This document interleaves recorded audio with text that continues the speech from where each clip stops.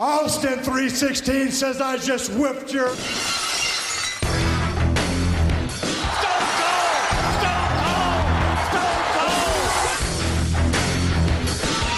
Sit there and call yourself the gorilla, yet you hee-haw out here like a jackass.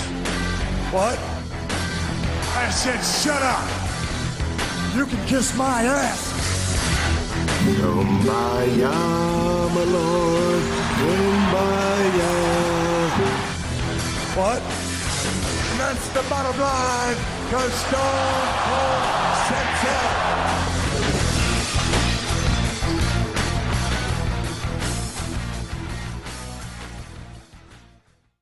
Welcome back to the Bottom Line Wrestling Cast, the career of Stone Cold Steve Austin. This week is episode 81, Two-Man Power Trip. And we are covering April 2001, just 2 weeks after WrestleMania. I'm Mike Prue, along with JV, as always. JV, how you doing? I'm doing well, man. How are you? You went away this weekend. Yeah, I went to Maine. Went up to Maine for a little anniversary getaway. And it was nice. No kids, just the two of us. Relaxing, reading books, taking naps. It's all good. Oh, that's fucking awesome. Naps. Yeah. Absolutely. Fucking just chilling. And just on the island off of Portland, Maine. So that was fun. And then today I went golfing for 4 hours in the fucking shitty heat here in Massachusetts. Oof. But I did it early in the morning, so it wasn't as bad. So I went from 8 to 12 and played 18. And the fatigue got to me by the halfway through the back nine. As it normally does. Yeah. At that point, you're like, fuck it. Even on a non-hot day, 18 holes is tough for me. By the It time is. I'm at like hole 12, I'm just like, fuck this. We done yet? Right. So that's what's going on. And here we are now. We're going to record this episode here for everybody. And it's the two-man power trip. So last week we left off in episode 80, Why Stone Cold Why.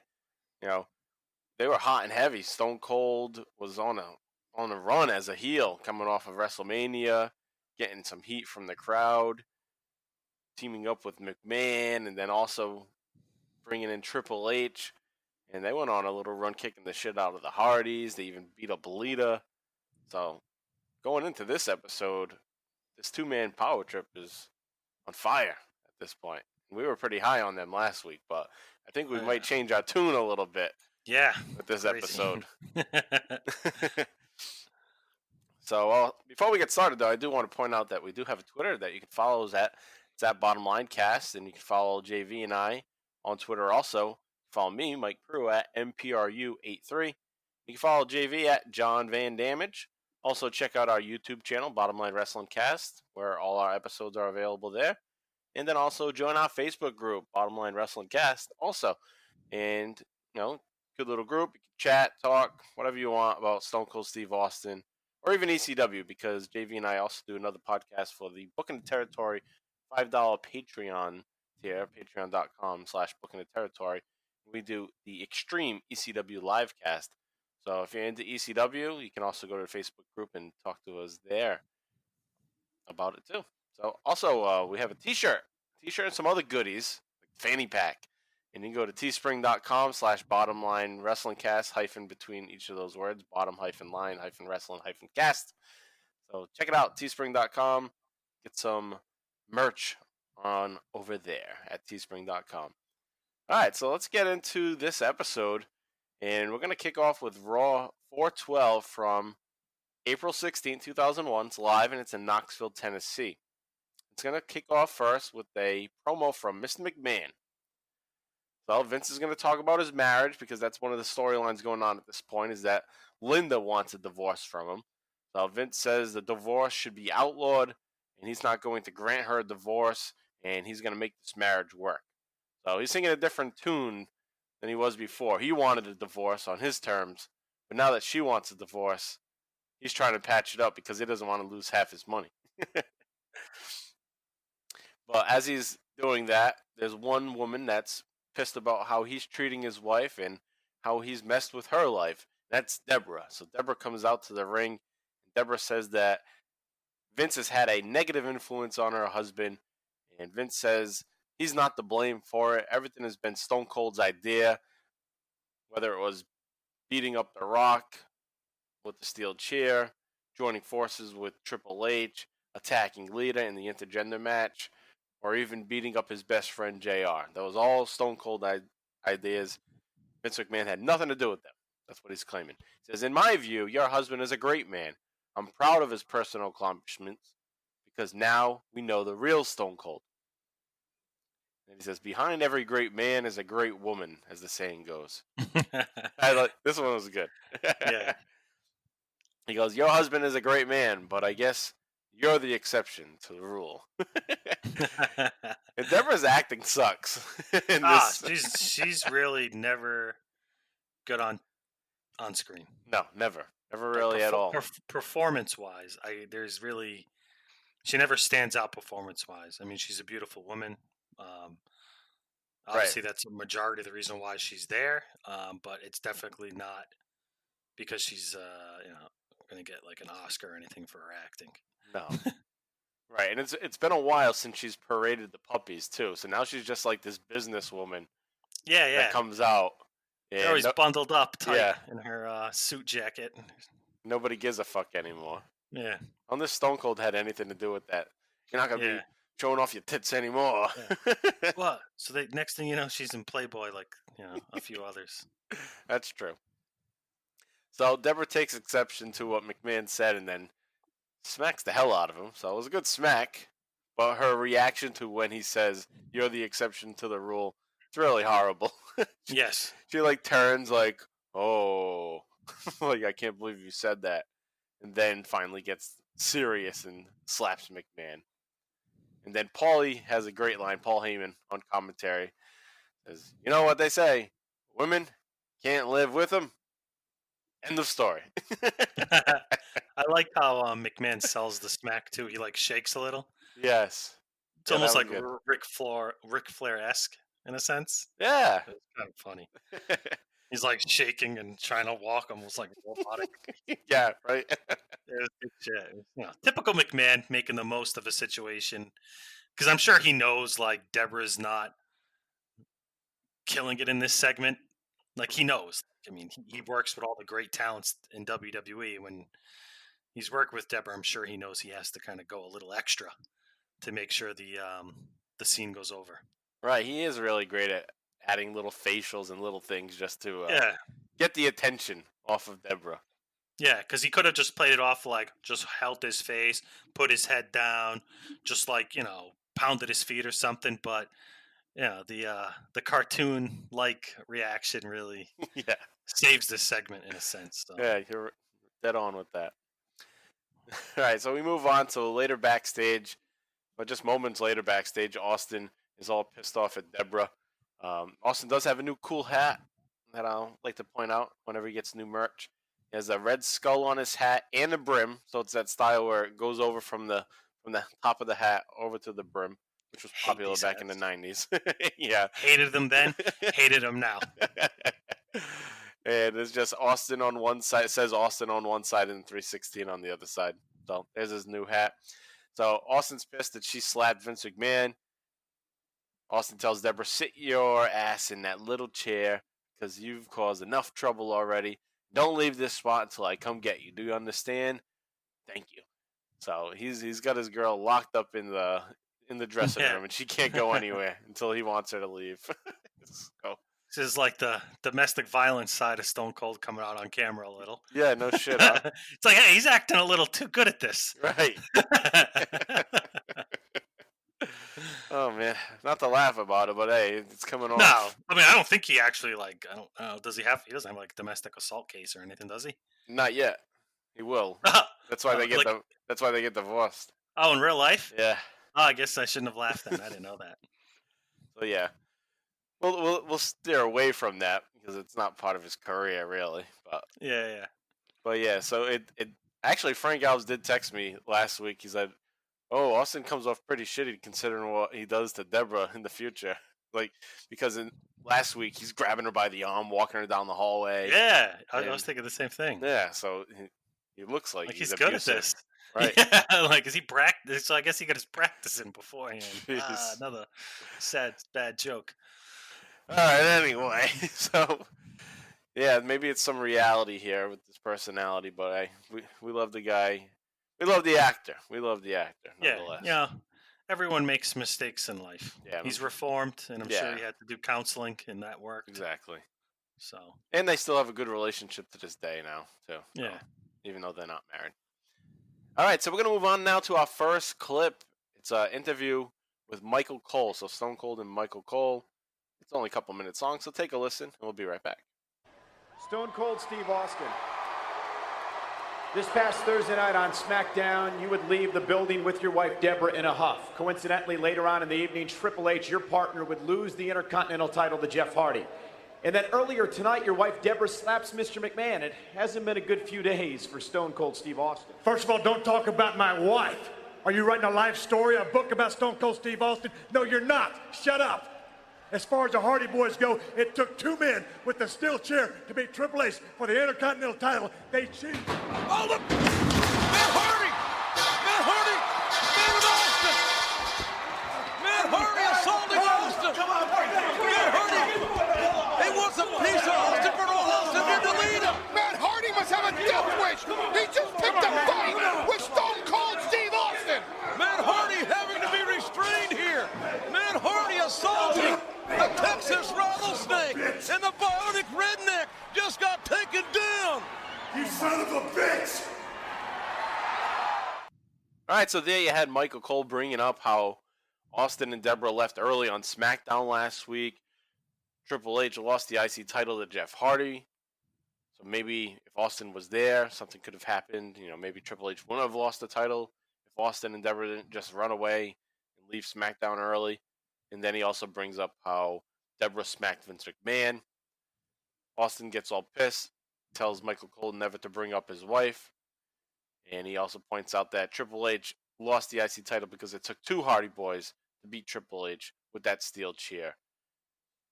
And then out of nowhere, just seconds later, Matt Hardy comes from behind and attacks Stone Cold. And Matt Hardy wants revenge for Austin beating up Lita with the chair last week on Raw. So it makes sense that Matt Hardy's there. So, you know, and it's nice elevation for Matt Hardy, too, to be going after Austin. We've talked a little bit about that last week, that the Hardys are kind of getting a push.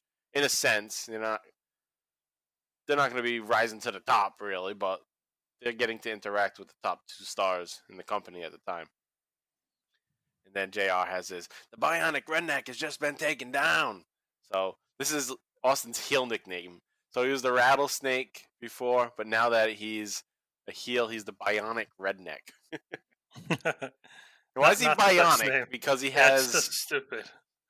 Bionic Does he wear a because shirt he has... one? Oh yeah, that's right. He had the Like Terminator shirt. Yeah, the Terminator shirt. I always thought he was Bionic Redneck because he had the braces, the knee braces. It's like, is that what they mean? Because he looks like a robot because he got those knee braces. That's funny. All right, so we have another clip. Austin is seeking revenge for what Matt Hardy did. So take a listen to that. He's gonna go into Triple H's locker room and demand that they go kick the Hardy's ass. But Triple H has some other advice for him. We'll be right back. Did you see what that son of a bitch just did? I just saw it. Well, let's go kick his ass. Hold on now. That's exactly what they want. We're not gonna do that. The Hardys want us to go beat them up. Then Jeff doesn't have to defend the IC title against me tonight. So that's what we're not gonna do. So you want me to sit on the couch and take it? No, I want you to calm down. You see what? I don't I want just you got to, my ass whipped. I don't want you to blow this. I've got an IC title shot tonight, and I'm gonna go out there and take back what is mine. Then I'll go out there and I'll help you win it back. Listen to me. In your state of mind, I don't want you out there because you will just screw up the whole thing and get me DQ'd or something. Listen, just go back to the hotel, calm down. I don't care what you do. Just calm down, all right? Take off. Trust me on this. Trust me. Fine. Fine. I'll take care of it.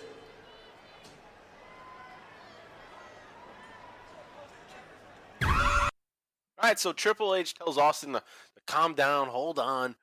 You know, let's not just go kick their asses. You know, that's what they want us to do, is what Triple H is saying. They want us to go kick their ass so that Jeff Hardy doesn't have to defend this title tonight. Triple H wants that title back, so he doesn't want anything to happen to Jeff Hardy yet. And Austin just doesn't want to sit there on the couch. He says, "What do you expect me to just sit here and take it?" But Triple H wants him to calm down and don't even help me in the match because you'll screw it up and you get him DQ'd and I won't get the title. So he says, trust me, just sit here. And this, I think, is the beginning of the change in character, too. This interview segment screamed, Austin's not going to put up with that shit. He's not going to put up with Triple H telling him to calm down, and he's going to listen to Triple H and just sit there. The Austin of last week that we talked about would not even ask for permission from Triple H, and he would just go beat the fuck out of the Hardys. And he would cause the DQ in the match. Yeah, I think this is a turning point in this whole in heel Austin. Compared to what we covered, I think this is the point where I think I'm going to start to dislike. Yeah, because it's Austin. Not the same, right? No. We really liked Austin last week because it was badass heel. Now it's slowly, we'll talk more about it because there'll be other segments, but he's becoming not himself, and he's becoming more, I don't know how to phrase it, but he's cowardly. Yeah, more cowardly. That's the good word for it. And I don't think all heels need to play that cowardly role, especially Stone Cold. Right. Austin never played a coward when he was a heel the first time. Yeah. He should have just continued to be that Austin. But yeah, they're changing it. They're taming him down, Which is a discussion it sounds like you and I are going to have more and more of over the next few episodes that we cover here on the Bottom Line Cast. Yeah, unfortunately. Unfortunately, yeah. Right, because we did have high hopes last week. Like, oh, shit, maybe this was good. I was pumped to, do my homework. And then, as we progress through this episode today, I just kind of got a little... Yeah, it's kind of... sour taste in my mouth. Yeah, it's kind of lackluster material, but, yeah. It's not as good as the stuff from last week, that's for sure. But it's another part of the story as we move on through his career. And, we'll see where it goes from there. But anyway, Austin just decides, okay, fine, I'll sit there. Austin goes to get Deborah later, and he says, go get your little suitcase. We're getting the hell out of here. So Austin grabs his belt, and he also has his cooler of beer. So that's all he needs. He has his belt and his cooler, and he and Deborah leave the building again. So they're out of there. And then we get to the main event match, which is Triple H getting a rematch for the Intercontinental title against Jeff Hardy. Steven Regal, or William Regal, is going to ban Matt Hardy from ringside because of the attack on Stone Cold earlier in the night. So he can't go out there. If he does go out there, Jeff will be stripped of the IC title. So that's pre-match stipulations. Then we get into the match now. And Earl Hebner is back from vacation, unfortunately. And it's not going to be the first time that I have to say things about Earl in this episode. Because he really does suck. And does some shitty things here. Now he just sucks with a tan. Yeah. Let the sun go to his head. Anyway, so Earl's back, and we get into this match. Triple H is stomping away on Jeff Hardy right away. Earl is going to get between Triple H and Jeff very quickly, both right at the beginning of the match. He's trying to break them up, separate them, and he does it so forcefully. It's just annoying. So he does that. Jeff Hardy gets his moment of a comeback, but Triple H ends it very quickly. So they're still making Triple H look like a monster, and Jeff is that underdog that's having to fight from underneath and get some offense here and there. But Jeff Hardy is hanging in there, and he is showing how much grit he has, how tough he is, how much guts he has.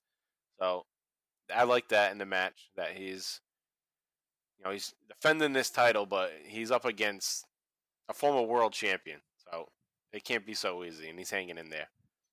Lita is going to try to assist Jeff during this match. So Lita pulls Triple H's leg to break a count after a facebuster to Jeff Hardy. And then Stephanie pulls Lita out of the ring, slaps her in the face, and then they go chasing each other around the ring. Triple H cuts Lita off. Stephanie distracts Earl, and Triple H and Jeff fight outside of the ring. Jeff is going to hit Triple H with the belt and knock Triple H over the announce table, and then slams him into the ring post. Jeff Hardy finally makes his real comeback at this point in the match. Jeff lands a missile dropkick from the top rope and gets a 2 count. Jeff counters a pedigree attempt with a backslide for a 2 count. And then Jeff Hardy hits the Hurricane Rana on Triple H from the top rope, and then he goes for a Swanton Bomb, but misses that. And that brings us to the finish. Backstage, Austin is going to attack Matt Hardy with the steel chair, as Matt Hardy is watching on the monitor. Lita is concerned. She sees it on the Titantron, so she leaves to go help Matt Hardy. And then Austin walks out as Lita is going up the ramp, and Austin is just walking down like he is Michael Myers or something. Yeah. And he's got this look on his face like he's going to fuck her up again. I don't know. I feel bad now. Like every time I laugh about it, I know we're laughing about girls him getting in beat there. up. Yeah, but it's like It's wrestling though, yeah. and it's characters. You know, And I'm laughing out of ludicrous because it's right? So you know over what I the mean? top, right? You know, we're Not laughing because I support dudes beating the shit out of women. No, I don't support that, and I don't support women beating the shit out of dudes either. nobody would be beating the fuck out of anybody unless it's wrestling. Unless it's in a match, yeah, or a bum fight. Yeah, bum fights. Remember that? Yeah. Oh man. All right, so Austin's walking down there like a horror movie monster. But the thing they screw up with is that off camera, Triple H is going to hit the pedigree and win the IC title, but we don't see it happen because it's focused on Austin chasing down Lita. So we only see how the match finished when they show the replay when Triple H hit the pedigree. So Triple H regains the IC championship, and he is now a 4-time Intercontinental champion. So short-lived for Jeff Hardy, and that was one of the high points last week that we talked about. It's like, Jeff Hardy got the IC title. Yoink, it's gone. It's gone the very next episode. So short-lived for Jeff Hardy. And that's that. So we get the post-match here. Austin and Triple H continue to beat on Jeff Hardy. Austin takes his belt off and starts to whip Jeff Hardy. Matt Hardy runs down. He comes to the ring. He gets hit with a steel chair by Triple H. Then Austin starts to whip Matt Hardy and chokes him with his belt. So he puts the belt right around Matt Hardy's neck. And the Hardys are just getting beat down here. Austin drags Jeff Hardy with his belt. Triple H calls for Lita to get in the ring. Stephanie grabs Lita and throws her into the ring. And Lita's ass is just hanging out, which is great. But anyway, it's usually hanging out anyway because that's the way she wears the pants. But because she got thrown into the ring and Stephanie grabbed her, they're down lower than usual. So that was nice to see. Yeah, she looks really good in this match. So at that point, once her ass is hanging out, the lights go out. So I guess they didn't want us to see her ass anymore. She'll lift her pants up and all right, then the lights go out. But that's not the only reason why the lights would go out. The lights go out because it's Undertaker and Kane. And then JR is all excited. Like, maybe they've seen enough. Yeah. And Austin rips his shirt off. He gets in a ready position to fight. And Triple H, the same thing. Taker and Kane walk to the ring. But the moment that Kane and Undertaker get into the ring, Austin and Triple H both roll out the opposite sides of the ring and walk up the ramp and walk off. And JR is losing his mind. I like this. I think I like this a lot. So, we have new rivals. Undertaker and Kane are fed up with Triple H and Stone Cold fucking with the Hardys. So, it's almost like a situation where Undertaker and Kane are looking at Austin and Triple H as being bullies. It's like, oh, you want to mess with somebody, pick on somebody your own size or something, that kind of shit. Yep, that's what I got out of it too. Yeah, so they're like, all right, you're gonna have to deal with us now. You can't just pick on a woman and these youngsters here. So they come out, and that's where we're heading at this point. So that'll bring us now to SmackDown 86 from April 19, 2001. It's taped on April 17, 2001, and it was recorded in Nashville, Tennessee. So also, that post-match thing there where they roll out, that's another example of Austin and Triple H being cowards now.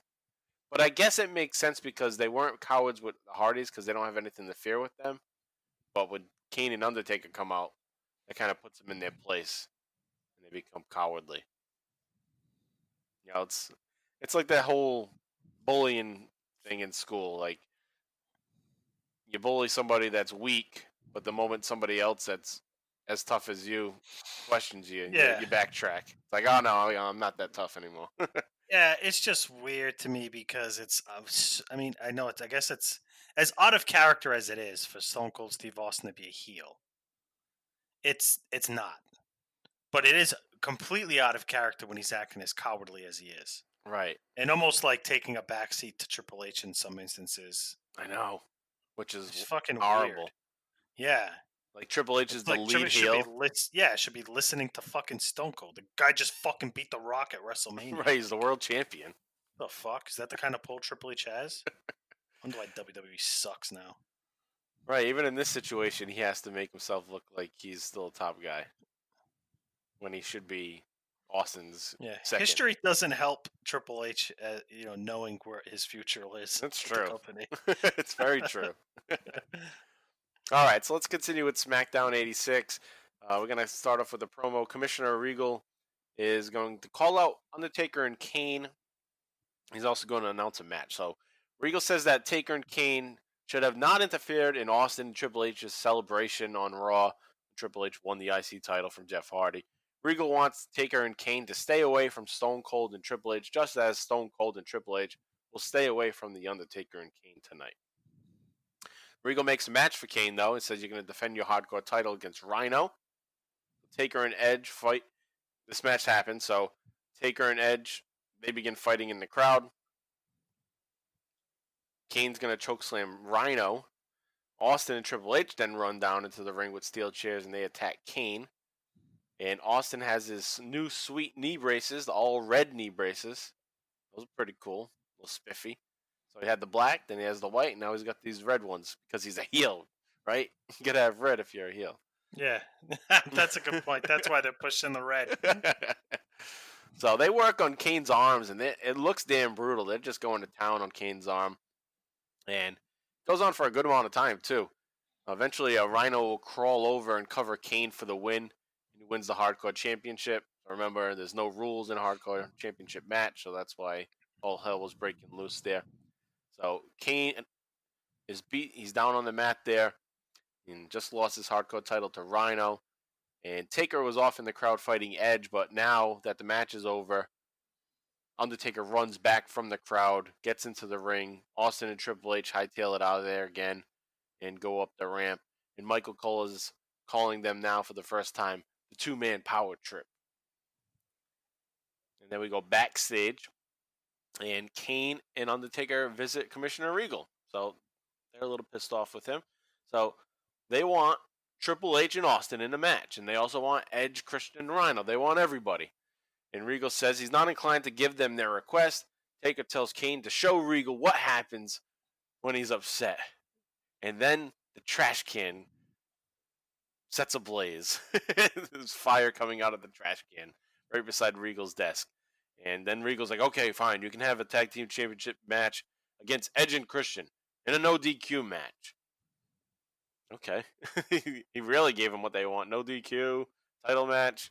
So Kane and Undertaker, they're happy with that, but they want more than that. So Kane then magically sets the office plant on fire. Just lighting shit on fire, special magic powers. Then Regal agrees that if they beat Edge and Christian, they will get a tag team match against Austin and Triple H at Backlash. So Kane then sets the desk on fire, and then Regal runs out of his office all scared. So magic abilities of Kane setting things on fire. It's just this is what's fucking stupid. This was stupid because what bothers me is Kane hasn't done this in a while, probably over a year. He hasn't just summoned fire. Right. Besides his entrance. Yeah, that's what I mean. Yeah. Well, no, I mean, yeah, that too. I don't know. I don't think he's summoning fire as often as entrance anymore since he's been coming out with Taker, Undertaker. right? That's true. Just the pyro at the beginning, yeah. It's like, dude, what the fuck? He never uses it on a person? Yeah. All right, the bullies are in town, and Triple H and Stone Cold. Why not just fucking light them on fire? Yeah, that would be cool. There was how come did he ever do that? Did he ever just snap his fingers and someone light on fire? I don't remember. They should have, because that's how you bring consistency to his powers. Right. He has such a long career that he probably did something like that in 2002 or something. Anyhow. Yeah, so anyway, we move on to That's the all I match. could think of the whole time, though. It's like, why not just fucking light Regal on fire? That'll get him over. Instead, you're lighting his fucking trash can and some, like, shit A popping plant. out. Yeah. And then his desk. And it's Yeah. funny because you can see it always starts off camera and then the camera, like, pans to it.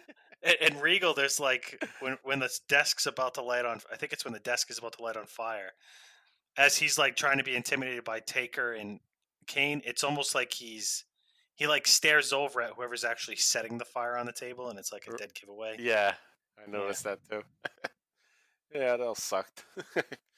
All right, so later on, McMahon, Triple H, and Stone Cold demand to know why Regal made this match for Undertaker and Kane. Regal says that the no DQ stipulation can be used to their advantage tonight, and they can interfere and fuck up Undertaker and Kane.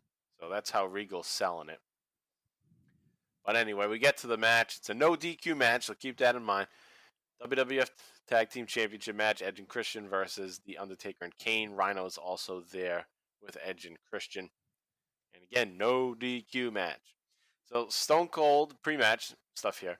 Stone Cold, Triple H, and Vince are backstage, and they're watching the video of them beating up the Hardy Boys before Kane and Undertaker ran down and scared them off. They're all enjoying it, having a great time. And Kevin Kelly's going to interview Undertaker. And there's not much to it, but there was one funny line that the Taker had for hard-hitting Kevin Kelly. Kevin Kelly basically asked him, how do you feel about the match? Whatever. So Undertaker says to him, you asked the most stupid-ass questions I've ever heard. And I just thought it was fitting for hard-hitting Kevin Kelly to finally be told, your questions suck. You asked the most stupid-ass questions. Finally put in his place. Yeah. So anyway, Taker says beating up the commentators and beating up women doesn't make you a badass. And that they're going to show Austin and Triple H what it means to be a badass when they take the titles from Edge and Christian. And then Edge and Christian, tonight, we're going to make you famous. Undertaker's new line there. Also, he has a t-shirt, I think, at this time. I like you famous. That's a cool... Yeah, it's badass. It's a cool line, yeah. Yeah.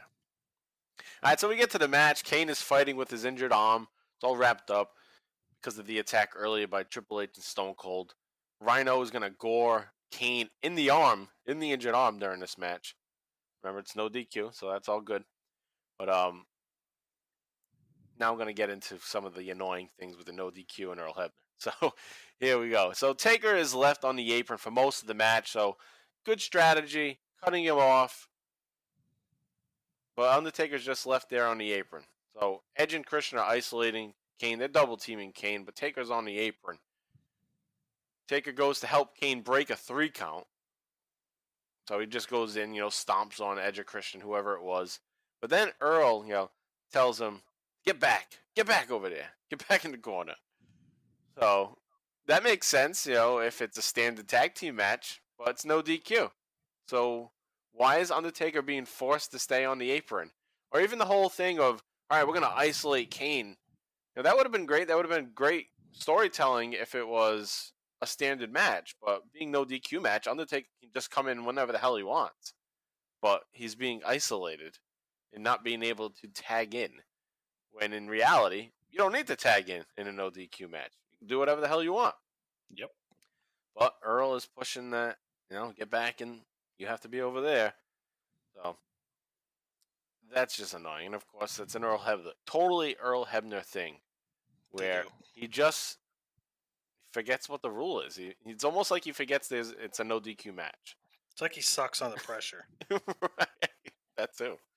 So Kane in this match, he lands a nice, impressive one-arm suplex. I couldn't believe it. I was like, holy shit! He did all that.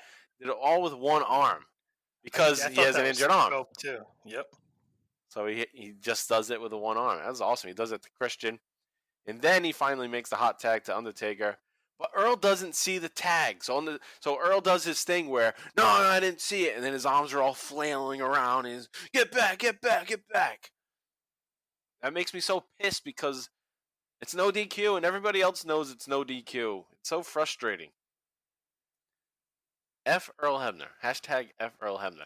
It's like on our Extreme Cast, we have hashtag fuck Rock and Rebel, hashtag fuck Earl Hebner, or fuck Earl, or F Earl. No. But anyway, so that's frustrating. That brings us to the finish of this match, though. Kane and Edge are both down on the mat, and this is building to another hot tag. Earl is counting both of the guys on the mat, both guys down, Edge and Christian. Earl's counting them out. Now, what's he going to do when it gets to 10? He's going to call the match, and then somebody's going to say, hey, fuckhead, it's no DQ. You can't count them out. Imagine if that were to happen, if he were to actually get to the point where he had to call a match, and then they would have to remind him, hey, dude, it's no DQ. You shouldn't be counting these guys down on the mat. And I love those spots when they're in standard matches, but this doesn't make any sense. Nope. The way that the wrestlers are even working doesn't make sense, because why would you work like that in this match? You know, I guess you can't give Earl the full blame because these guys are doing these spots. And Earl's just going along with it. But why would they set up that situation where they're both down and the guy's on the apron like looking for a hot tag? You know, it doesn't make any sense. So the wrestlers are at fault too for this match. All right, so let's continue on here in the finish. Taker finally gets tagged in. He clears house. Taker clotheslines Edge out of the ring. And I paid attention because I just had to, because I was already on Earl's ass. And so I had to stay on it the rest of the way. So Edge is the legal man. Okay, so all of that is based, all of what I'm about to say is based on Edge being the legal man. All right, so Edge is the legal man. And Earl doesn't rush to start counting Edge out. So Edge is out of the ring. Earl doesn't even bother to give him a 10 count. So it's like pick and choose what rules you want to follow and what you're going to do. If his back is on the mat, then all right, I'll count you down. But if you're out of the ring, I'm not going to do anything. So Earl goes over to Kane for no reason. Kane is just on the apron. Or he's actually not standing on the apron. He's just outside of the ring on his side. And he's kind of just rubbing his arm. Earl goes over to him and just like stands next to him. While a bunch of shit's going on in the ring. So Rhino runs in, hits Taker with the steel chair. Christian, the non-legal man, goes for a cover. Earl turns around and makes the count. Even though Edge is the legal man. Not Christian. So Rhino comes back in the ring. Kane comes in and gets clotheslined out of the ring by Rhino. They fight outside the ring. Edge and Christian double team Undertaker in the ring. Earl doesn't tell either of them to go back to their corner. So it's fine now that we're at the finish to let it play out the way that it should have always been playing out as a no DQ match. So Earl doesn't bother to push them back. So it's all good for Edge and Christian to double team, but not for Undertaker.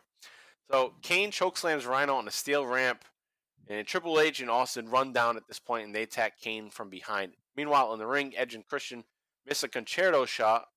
Undertaker fights back. Undertaker grabs Christian and hits the last ride on him. Remember, Christian is not the legal man. And I guess there really is no legal man because it is a no DQ match, so it really shouldn't matter. But that's how Earl's been playing this entire match.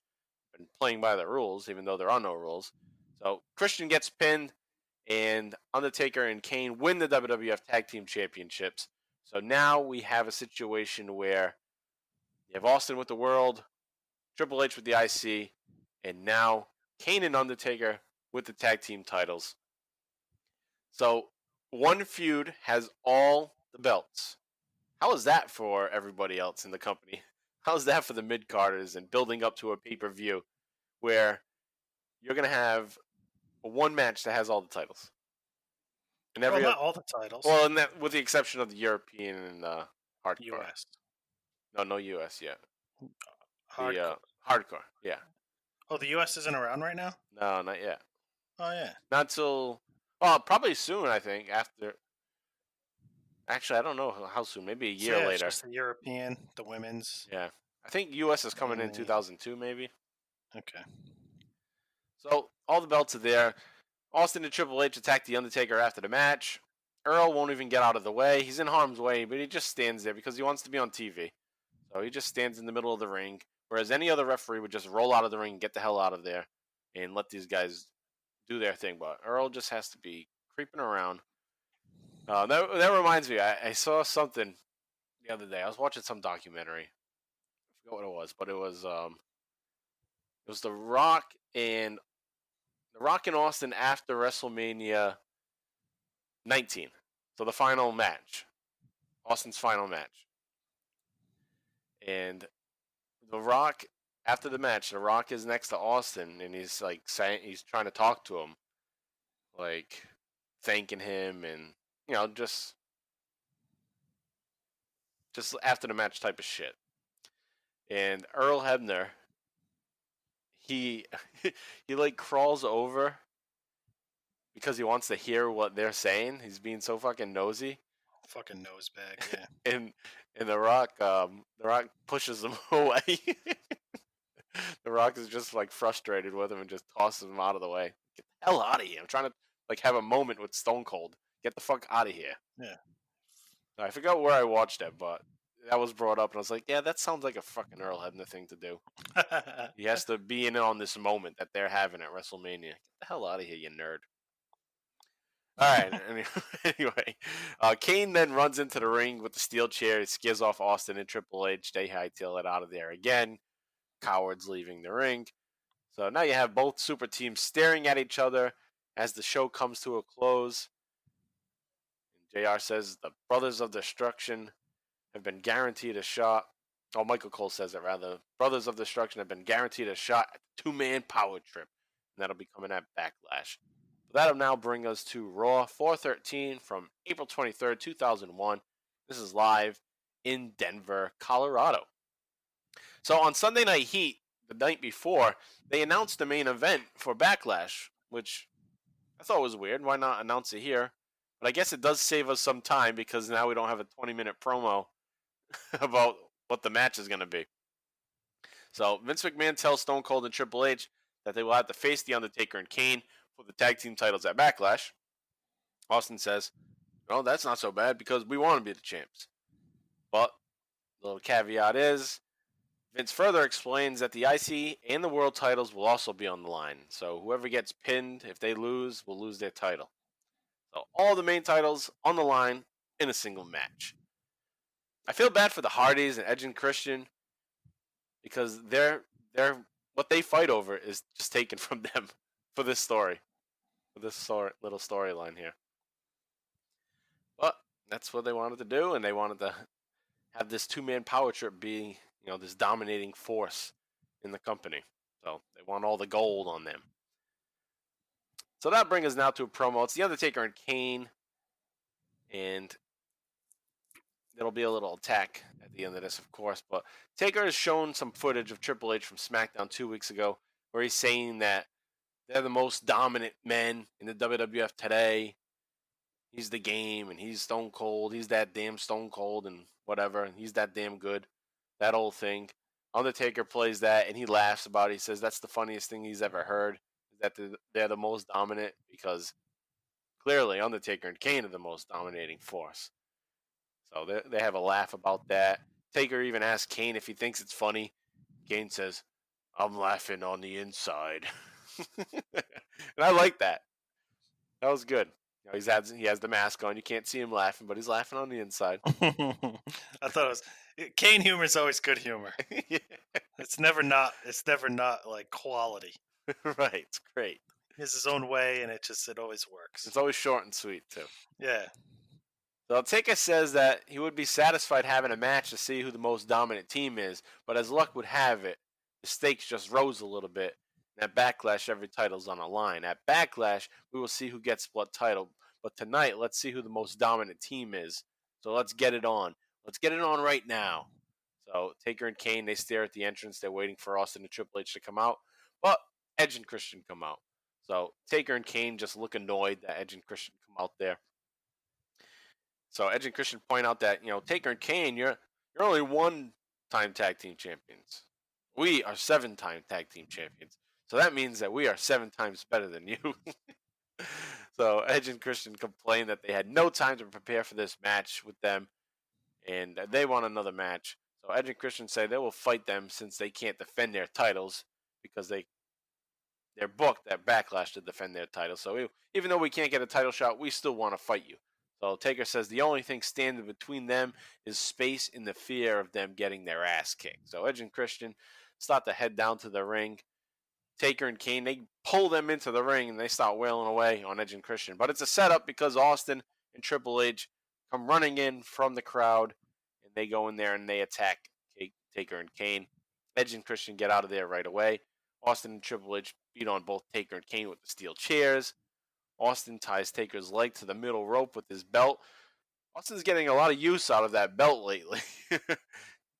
Every one of these segments, he's ripping it right off. He's choking people with it, tying people up now. And he just goes to town with the steel chair. So it's the Game and the Bionic Redneck leaving Taker and Kane both injured in the middle of the ring is the call from JR. So backstage moments later, Vince and Stephanie are talking about just what happened and how it's a wonderful way to start Raw.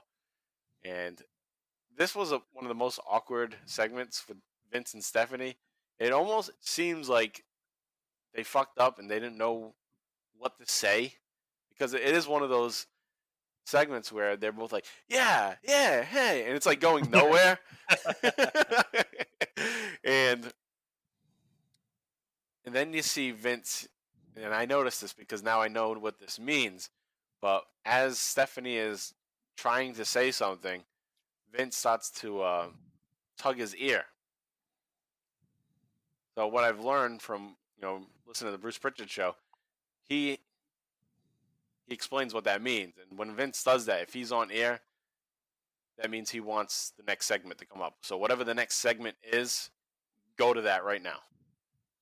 So as they're talking, they go to the next segment. It's WWF New York, and Mick Foley's in there. So they cut right to that. So it's as if Vince knew, like, oh, this segment sucks. Let's get out of here right now. So he tugs his ear. But the big time that he did that, and what prompted the story and the explanation of why Vince tugs his ear, is that a year later, or later in the year at Survivor Series, when Ric Flair is revealed to be the co-owner of the WWF, Vince is pulling his ear as it's announced, and there's memes of it and GIFs or whatever, where he's like yanking on his ear, like going crazy. Mm-hmm. Have you seen that? You've seen that, right? Where he's just in the ring? No? Well, he's in the middle of the ring and he's just like pulling on his ear. So he's pulling on his ear for Austin's music to play, and it's not playing. Oh. So he keeps yanking on his ear, but he's still trying to sell like he's shocked that Ric Flair is co-owner. So he's selling like facials where he's like surprised, but then he's just yanking his ear like crazy. So it comes off as him just looking crazy, but the real reason why he's yanking his ear is because he's cueing Austin's music, and they're taking forever to play it. So it was knowing that and then seeing this was like, oh shit, he's doing it here too. He pulls his ear so that they go to the next segment. So nice little touch there. All right, anyway. So later, Michael Cole reports that Kane and Undertaker have been shut down for the night by the medical staff. Austin's happy about that, but they will be ready for Backlash. They're just getting the rest of the night off. Then we move on to a promo at 37 minutes into the show. We start with Triple H. It's Triple H and Austin, but we start off with Triple H. They both come out to No Chance in Hell, so they don't even come out to Austin's music or Triple H's music. They're now coming out to their boss's music, No Chance in Hell. So they head down to the ring. Triple H gets the mic first. My first thoughts when I put this segment on is like, hopefully Triple H can keep it short. And then if not, either way, I'm going to keep it short with describing what he says. So Triple H recaps what people just watched live in the opening of the show. So he explains that whole thing again, what they just did. So, and how they attacked Undertaker and Kane. So Triple H reiterates that they are the most dominant men in the WWF today. Triple H says their championships will remain with them after Backlash, and they will have the tag team championship belts because they belong to us. This ring right here. I love this part. Because Austin is so goofy here. So Triple H is saying, this ring right here. He's pointing.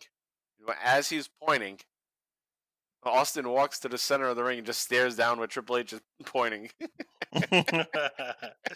He's looking at it like, oh yeah, right here. It says the Undertaker likes to call this his yard. but it belongs to us. The entire WWF belongs to us. And at Backlash, your asses belong to us. And then, thankfully, he passes the mic on to Austin. And then Austin talks for a couple minutes, but let's listen to what he has to say, and then we'll talk about it when we get back.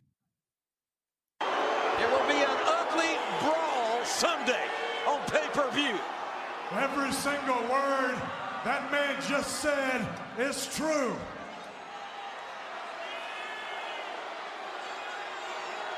You ain't gotta like it, but you know it's true.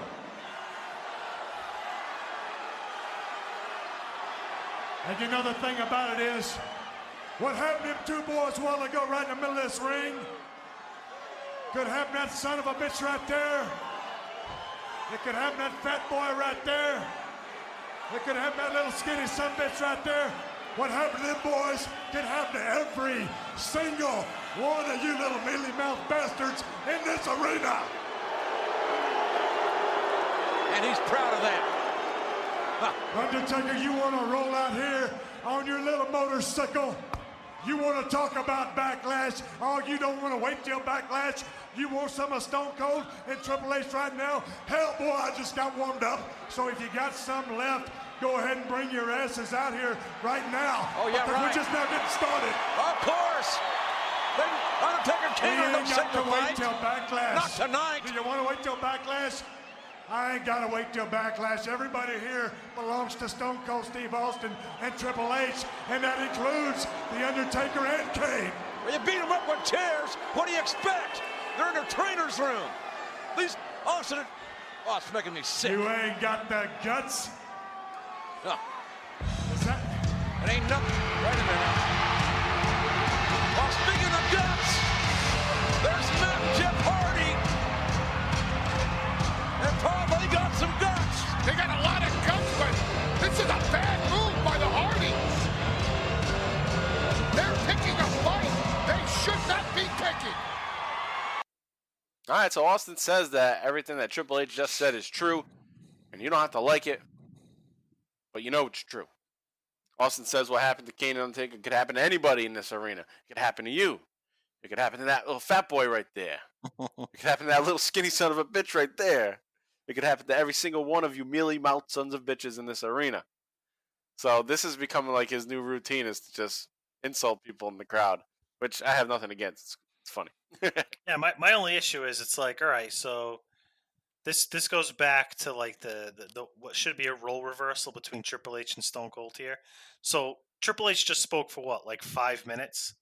Yeah. And Austin speaks here for what, maybe 2 minutes? 2 minutes. It's like he's the best talker. You have probably the most boring talker in Triple H. One of the most boring talkers, just Ever. drags out with everything.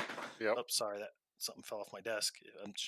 But and then you have Stone Cold, who's one of the greatest, if not the greatest talker of all time, gets a measly 2 minutes, which is a solid 2 minutes. It's to the point where I love when he's bashing the crowd, and he goes second. So it's almost like he's not the lead guy. I know.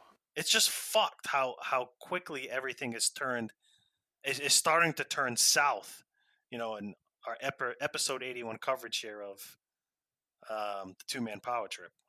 Yeah, it's just totally different feel than the last week. Austin's taking a back seat to Triple H so often. Yeah, and I'm interested to know, like, did our listeners feel the same way then? Do they feel the same way now as we're covering this? We can't be the only two that notice this is like, it's not sitting right with me. Right, yeah. If your listeners listened to last week, and I mean, I'm sure you would agree that Austin was pretty badass heel, but go back and watch what we're talking about here, and let us know what you think. If you think this is a major turning point for the Austin character, now it's just a complete 180 after a week. So I'll be interested to hear what you guys have to say and what you think from the time, or even just now, what your thoughts are on Austin turning into a cowardly heel at this point. All right, so Austin calls out The Undertaker and Kane. If they have anything left to go, then Austin is ready for them to come on out. But just like with Edge and Christian coming out when The Undertaker and Kane called out Austin and Triple H, the Hardy Boys are going to come out instead of Undertaker and Kane. So the Hardy Boys their music hits. They come on out there and they take the mic. And this is some shitty promos here. Matt Hardy's like, you want to call somebody out? Well, we're out. We don't know the meaning of the word quit. We will keep coming out again and again and again and again. And Austin is in a ready position and he's laughing. He's laughing at them. So Triple H takes his shirt off. So they're so green on the mic. Yeah. I mean, they never really get that great on the mic. No, they don't. I mean, I guess broken Matt Hardy, everyone's kind of got mixed feelings about him. Yeah, and that's not even good. Yeah, Jeff Hardy's never really that good on the mic either. Yeah, so I mean, this is like the first time you really see them on the mic in a prominent position, and I can tell you, moving forward, if this is your first time watching WWE in the Hardys back in 2001, it doesn't really get much better from here. No. So then Jeff gets some time. He says, if it's a fight you're looking for, please don't look far, because the Hardy Boys are still alive. The hell's that mean? We're still alive. Stupid. The only difference between you and us in a fight, you see us coming. So then the Hardy Boys start to walk down to the ring. And then Kane's pyro goes off, and out comes Kane and Undertaker. And it's another setup. So it's all of them there. Triple H and Austin left in the ring on their own. So they run off into the crowd, and they get away from all of them. So they just fucking hightail it out of there again. This is, I think, the third time that they've run away in this episode that we're covering. So we go from there, and Mick Foley's music plays, but he's not there. He's at WWF New York, like they showed us earlier, and he's going to make a match. He's going to make the main event match. It's going to be a 4-on-4, two-man power trip match.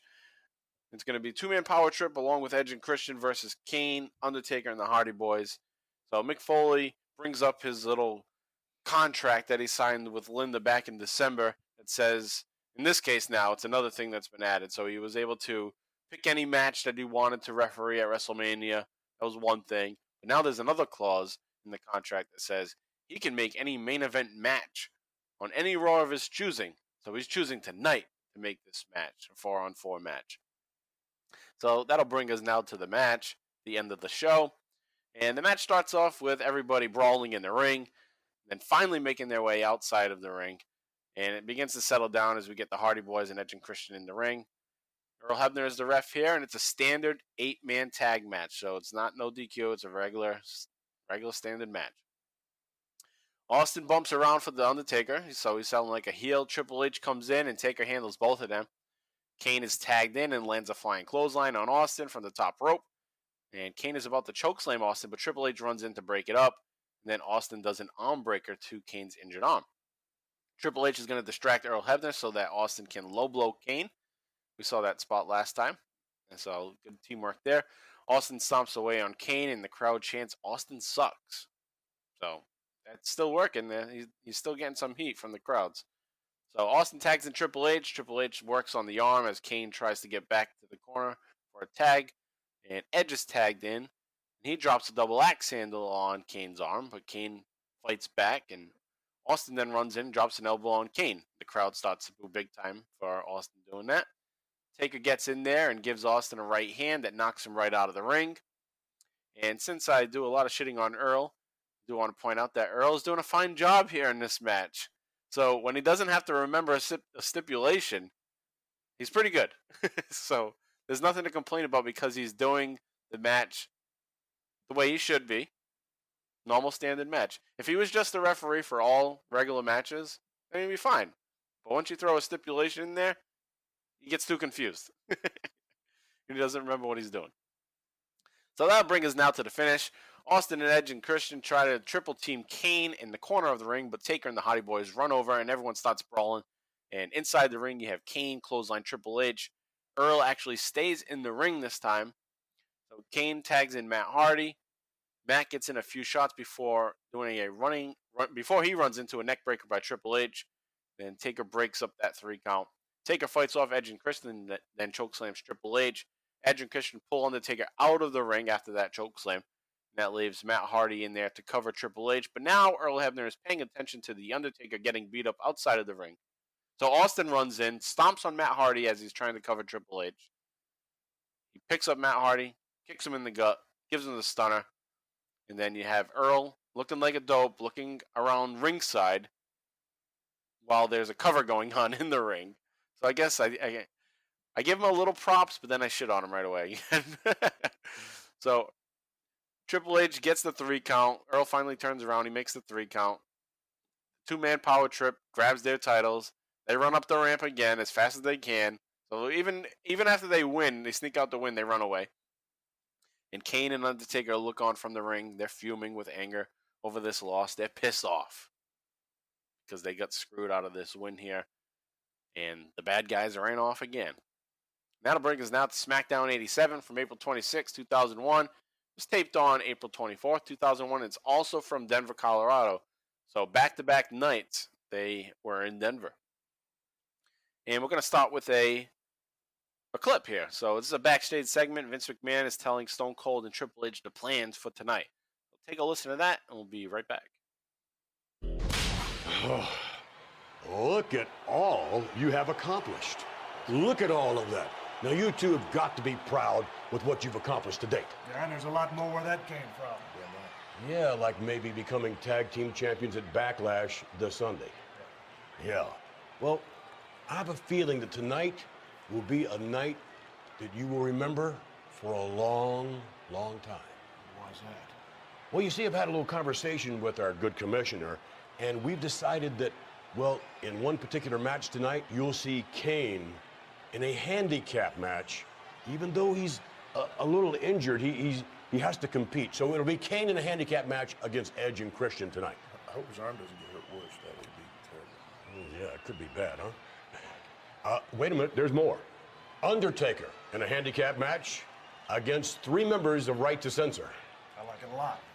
I thought you might. And by the way, the good commissioner has stated that if either Kane interferes in the Undertaker match or Undertaker interferes in the Kane match, then the only titles that are going to be up for grabs this Sunday will be the tag team titles, not your WWF title and not your Intercontinental title. This is why you are the genius you are. Well, thank you very much, but there won't be any interference there. Good. I don't like interference. Now, there's just one other match tonight I want to talk to you about, and that's your tag team match tonight. I don't like it.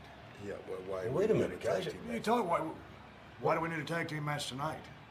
Because I want you to be razor sharp, Stone Cold. Come on. You're going to be tag team champions as a result of beating Kane and Undertaker this Sunday. You've got to be razor sharp. You got to be pushed to the limit tonight. You got to be pushed. Why? Because you want to. Don't we look ready? We ain't looked ready for the past few weeks. Yeah. No. I ain't ready. I understand, but you've got to be. You're both champions. Who could possibly compete with you tonight? Well, we've got a team that will, and you will be pushed. I guarantee it. But it's for your own good. I'd rather not say. If I tell you, then you're going to be prepared for a certain team. I want you to be prepared for everybody. I'd feel better if you let me know who it is. I'd rather not say. I want you two to be razor sharp. And the only way you can be razor sharp is to not know who you're going to take on tonight. So, good luck to you. And one other thing. Would you please look after Stephanie, Daddy's little girl, for me? And Steve, it's about your wife, Deborah. My jaw hadn't been the same since she slapped me, so could you please contain your wife, Deborah? Yeah, I'll handle that for sure. Well, good. I got a little business to attend to. I'm leaving the arena. Gentlemen, best of luck to you tonight. You really think that's going to make us any better not knowing? I don't see how we can get any better. All right, so earlier in the show, Triple H arrives with Stephanie. Vince says, he points out, oh, you're late. You're late to the show. And I have Austin waiting in the office. We have big plans to talk about. And I might need your limo later tonight. I don't know what that means because he doesn't end up needing the limo or anything. But he throws that in there. So that made me think when he says it, like, oh, yeah, I wonder what's going to happen with that. Nothing happens with that. Just like a throwaway line. Then we also get a video package that plays. They're probably going to use this at Backlash. But it's a nice recap of everything that happened from Mania up to this most recent Raw that we just talked about. So it's well done package, as they usually do. McMahon says that they've accomplished so much, and the next thing that they need to accomplish is to win the tag team championships at Backlash. And Regal has decided that Kane and Undertaker will be in separate handicap matches. So Kane is going to go up against Edge and Christian, and Undertaker is going to take on 4 members of the Right to Censor. It's supposed to be 3, but then it becomes 4. He says if either of them, Kane or Undertaker, if they interfere in each other's match, then the world title and the IC title will no longer be on the line at Backlash. Vince says Austin and Triple H will have a match tonight also. So Austin's like, huh? What do you mean? What do you mean about that? Why do we have to have a match? Vince says, we want you to be razor sharp. We want you to be razor sharp for Backlash. And Austin doesn't seem to understand why Vince doesn't think they look ready. It's like, what do you mean? You don't think we look ready? So Vince says, no, wow. You need to push yourself. You need to be razor sharp. You need to be pushed to the limit. It's for their own good. Vince doesn't want to tell them who it is yet because he wants them to be prepared for anybody. So Vince asked Triple H to watch out for Stephanie and for Austin to tame his wife, Deborah.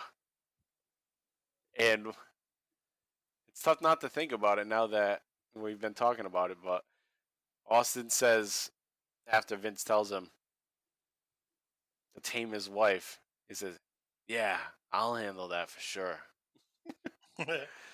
So does this trigger this whole angle down the dark path of domestic violence? Right, it's like life imitated art. Yeah. He took his method acting too far. Right, jeez. All right, so he says, yeah, I'll handle that for sure. Vince says he has to leave the arena right now, but he wishes them luck, so he takes the limo and he goes off. So Vince basically just wants Kane and Undertaker to be roughed up a little bit. That's why they're in the handicap matches, so that Austin and Triple H have a better shot at winning the titles at Backlash. So we get to that first handicap match, Kane versus Edge and Christian. Edge and Christian want something in return for having this match with Kane. So Christian says that he wants a shot at the new European champion, Matt Hardy. So earlier in the episode, Matt Hardy won the European title. And Christian wants a shot at it. So Regal agrees to make the match for Backlash, but Regal does point out that Eddie Guerrero is going to want a rematch. But Matt Hardy beat Eddie Guerrero to win the European title. He's pointing out that Eddie would want a rematch too, so Christian says, well, make it a triple threat match at Backlash. I don't care. Just give me a shot. So Regal says he already has promised that Raven would get a European title match. Then Edge jumps in and says, well, why don't Raven just face Rhino for the Hardcore Championship? So they're back there fucking making matches and shit. So Edge and Christian, then they have their match. Edge and Christian are going to focus on Kane's elbow and arm for much of the match. Triple H and Austin are watching from the back. They're making comments. They cut to them every few minutes, and they're just sitting back there doing their own little commentary of what's going on in the ring. And that'll bring us to the finish where Kane goes to chokeslam Edge, but Christian hits Kane's elbow. Then they double team him and twist his arm into the ropes. And then Edge and Christian nail the concerto on Kane's arm, which causes the referee, Jimmy Corderas, to call for a DQ finish. Kane screaming in pain. But all the titles are still currently on the line. Kane's wounded. He's weak. And that is pleasing to Triple H and Austin. Even though Kane didn't lose, he's still very much injured. So they're happy with that. They're not going to be happy with the next match, and that's the Undertaker's match against the Right to Censor. So Steven Richards joined this match, and he's been bitching at everybody else, saying that he has no faith in them, and they constantly disappoint him. So these guys are ready to kick the shit out of Steven Richards, Good Father, Bull Buchanan, and Val Venus. They've had it up to there with Steven Richards. So during the match, Right to Censor, those members, abandoned Steven Richards, and they let him take the last ride from The Undertaker, and they'll do anything about it. They just let him fucking get laid out. And at this point, for all intents and purposes, Right to Censor is basically dismantled. They'll still be technically around for a month. I think they'll be on the other shows like Heat, but I think for Raw, SmackDown, they're pretty much done. Ivory has another match coming up, and then it just kind of fizzles out after that. And Val Venus and Goodfather will be off of TV for the rest of 2001 after they dismantled this Right to Censor. And then they'll both make their returns, I believe, at Royal Rumble 2002, back in their original characters as the Godfather and as the porn star Val Venus. So they get 6 months off. so people can forget about Right to Censor. All right, so we get these. And no one's going to miss them. No. But even with Val Venus comes back for a little while, but then he's going to come back, and then they make him like Chief Morley, too, which is kind of, might be not remembering it correctly, but it reminded me of like a Right to Censor character, where he's not the porn star and he's just like this responsible person. But anyway, we'll get to that in due time. So we have some backstage segments, Stone Cold, Triple H, Stephanie, and Deborah throughout the night. So you have Austin, Triple H, and Deborah and Stephanie. They're watching on a monitor backstage throughout the night. And Austin tells Deborah to hot step it, which I love that line. I'm gonna try to work that in. You know, oh, can you go get me this? Well, hot step it. Get moving. So he tells hot step it. Hot step it. So Austin tells Deborah to hop step it. Hop step. I can't say it. Never mind. I guess I'm not going to work it into my vocabulary if I can't say it.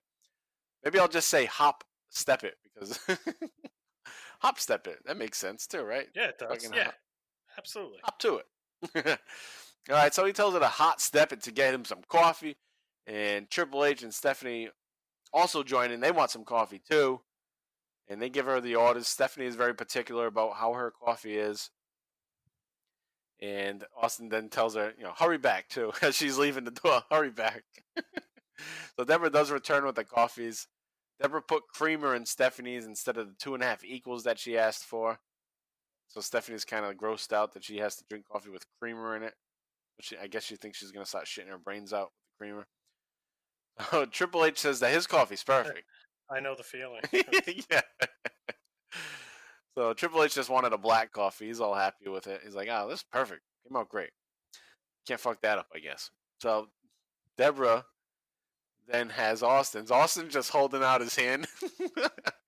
I love that. Just so cocky. He's just like, has his hand out. He's like, give him my coffee. And he's not even looking at her. Just has his hand out. And then she goes over to him and just accidentally, but obviously intentional, spills the coffee all over Austin. He's like, this one's for you. And then Austin flips out. Now look at me. Get your ass. Go in that damn truck. So now he's going to make her go sit in the truck. Get in the truck. Don't leave until I come get you. And this reminds me of like Macho Man and Elizabeth back in the 80s. Yeah, it does. Yes. Don't you do anything. Go sit over there. It's just like Macho Man. So Triple H and Austin ask Regal who they're going to be facing. Regal whispers in their ear who their match is going to be with. And Austin and Triple H can't believe it. Austin's like, are you ribbing me? Triple H tells Stephanie, stay back here. You got to stay back here because this is going to be dangerous. So we get to their match, and there's barely any time left in the episode, so there's not going to be much of a match. So Austin gets out there, and he gets into it with a fan in the front row. And I liked it because they were going back and forth. And the moment Austin walks away, he's like, all right, I'm done dealing with this fan. The guy, he turns around, he's all excited, and he's like high-fiving his buddies because he stood up to Austin. I just thought it was cool. Like, yeah, that's good shit. Well, that's going to we would react. Yeah, exactly. That's what it's like to go to a wrestling event and actually get noticed by a wrestler and have an interaction. The moment that they walk away, you're like, yeah, fuck yeah. But I'm sure in the back of his mind, he was hoping, this guy doesn't fuck me up. But then Austin walks away and he's like, yeah, man, that was cool. So I like that. They do also mention they're showing a graphic, and I need to find this. I looked for it, but I couldn't find it, but I want to hear it. Stone Cold and Triple H appear on the Howard Stern show the next day. So that'd be interesting to see what happened on that Howard Stern show. And then now that they're waiting for their opponents in the ring, Kaientai's music hits. There's only 3 minutes left in the show because Austin and Triple H had long-ass entrances. And we just have this 3 minutes left. Kaientai comes out. They're wearing Colorado Avalanche jerseys. And we get the dubbed intro that they usually do. And Taka saying, Stone Cold, Triple H, we fear you not, for you might be that damn good. Ha! But we are that damn evil. And then, indeed, of course. And then I love what Taz has to say on commentary after they say, "Indeed." Taz goes, "Indeed, they're going to get their asses kicked." And then Taka stops again at the bottom of the ramp to speak. And this time, it's the Undertaker's voice that is dubbed over. It says, "All I see in the ring, a dead man walking." Indeed. So then Kai runs into the ring. Austin and Triple H grab them immediately. But Kane and Undertaker come in, sneak up from behind the other side of the ring. And Kane and Undertaker just go at it with Austin and Triple H. They knock him out of the ring. Austin and Triple H retreat for the 4th time in this coverage of the 2-man power trip. So they run up the ramp. The crowd's going nuts. Crazy. It's loud as hell for Undertaker and Kane. The show closes with Taker and Kane holding up all of the belts, because Austin and Triple H left their belts there. So Taker grabs the world title. Kane grabs the IC title. And they're holding up their tag titles also. So cool ending. And Taker and Kane are big time over with the crowd. The crowd seemingly hates Austin and Triple H, as I think JV and I are starting to hate Austin and Triple H too, because they're not cool. They're not cool. They're just cowards and they're running away. So really, our coverage this week was really about the sneak attacks. Everybody's sneaking attacking each other. I guess this is obviously what WWE wanted, because they didn't want the fans to cheer for them. Right. Like, they wanted to make absolutely sure we weren't cheering for them, and I guess this was the way to do it, but it's just, I guess I'm still, like, heartbroken. Yeah. I know, after WrestleMania, we still had, like, the promise of, oh, this could be good. And now it's like, yeah, okay. Well, I mean, when he's out, bashing the crowd, I think that was enough to get the crowd to realize, like, hey, we don't like this guy. And I think the cowardly route was just overkill. Yeah. And the thing is with Austin, he needs to be by himself. Yeah. Now he's with Triple H all the time. It's like you lose some of the appeal of seeing Austin, because it's not going to be all about him. No, it's hardly about him. Right. Yeah, it sucks. And even Deborah's still hanging around here too. Like, get her the hell out of here. I forget how quickly they scrapped this, so I'm obviously interested to see where this lands, because I forget. I think it goes on. Luckily for listeners, I can't really spoil anything for anyone because my memory is kind of fuzzy from here on out. Yeah, I haven't watched much of any of this since it happened. I didn't really go back to 2001. Like I was talking about last week, I'd gone back to watch stuff that I didn't see, like 2002, 2003. Yeah. But 2001, I didn't go back to because I figured I already know what happens. But after 19 years, I don't remember what happened. All right, anyway, so that completes our coverage for Austin this week, and that's leading to Backlash. So at the top of next week's episode, we'll talk about the match at Backlash. But also, while we're on that topic, in 2 weeks, we're going to be joined by Alex and Travis from Talking Taker again, and they're going to join us on our weekly episode to do watch along, and we're going to watch the Backlash match with the experts of the Undertaker. So they'll be back in 2 weeks to watch that match with us, and we're also going to watch a second match too. We're going to watch the Insurrection match, where it's going to be the 2-man power trip against the Undertaker in a handicap match. So we'll watch both of those matches in 2 weeks, and next week we will pick up at Backlash, talk about the match, and then go on to the Raw, the SmackDown that follows. So that's what we have coming up next week. Let's step out now for a little break. Speaking of Talking Taker, take a listen to Alex just Alex in this case, talk about Talking Taker. And then we'll be back with the good, bad, and the ugly.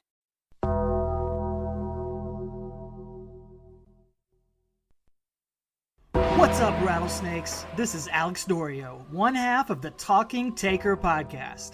And even though Stone Cold might say DTA, don't trust anybody, we hope you'll trust us when we say if you love the Bottom Line Wrestling Cast, you'll also enjoy what we're doing over on Talking Taker. Each week, my lifelong wrestling buddy and fellow creature of the night, Mr. Travis White, and I explore one pay-per-view match in the career of the greatest professional wrestling character of all time, The Undertaker.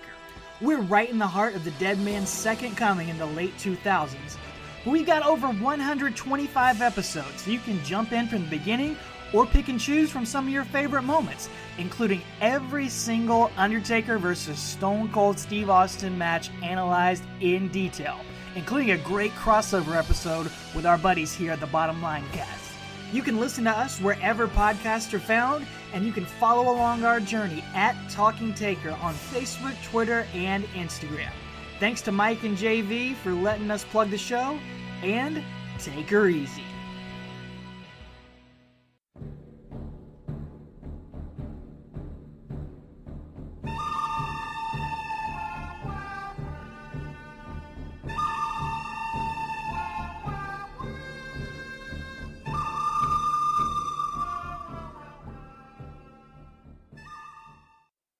All right, now it's time for the good, bad, and ugly roundup this week.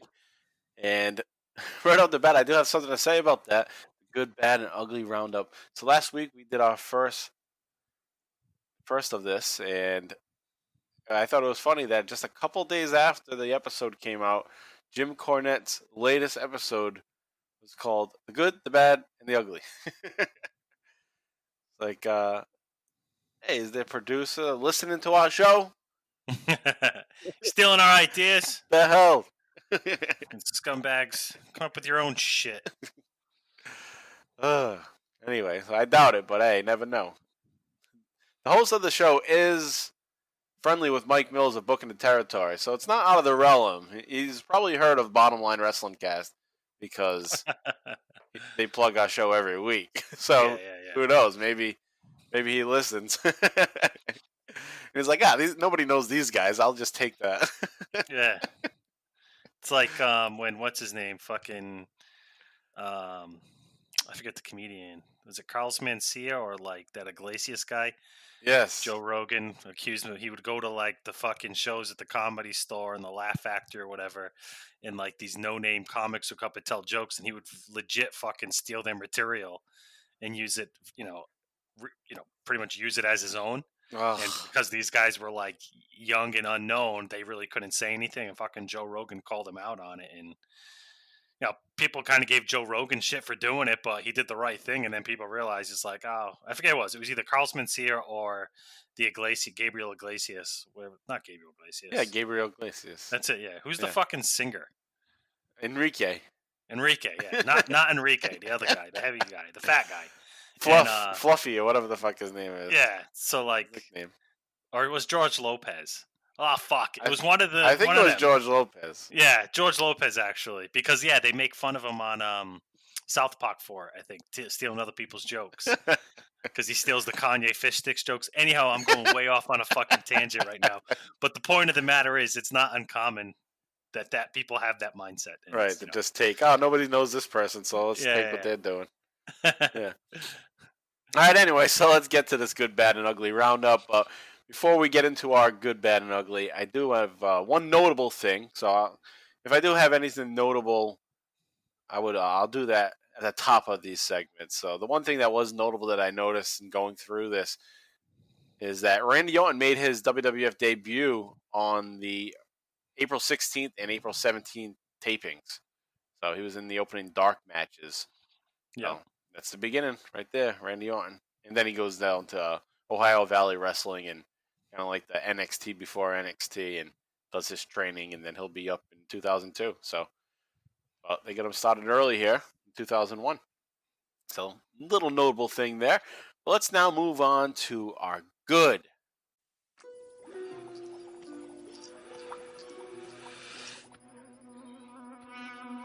Well, Yeah? well, Yeah?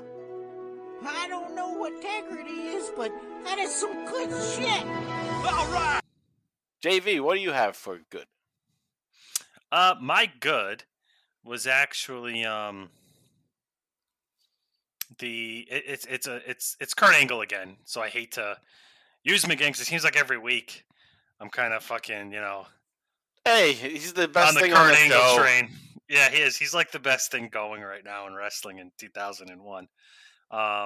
Especially with the Rock off TV and everything. Like Kurt Angle just is really stealing most of the shows, and it seems like he's getting more of exposure on SmackDown. So SmackDown 86, April 19th, 2001.